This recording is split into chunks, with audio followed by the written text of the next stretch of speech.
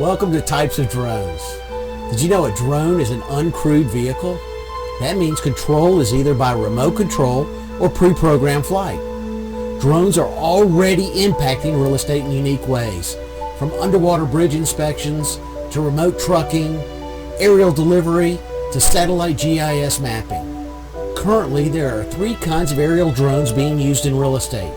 The fixed wing, which looks like a traditional plane and can glide, a multi-rotor, which can hover, and a VTOL, vertical takeoff and landing drone, which has the abilities and the advantages of both.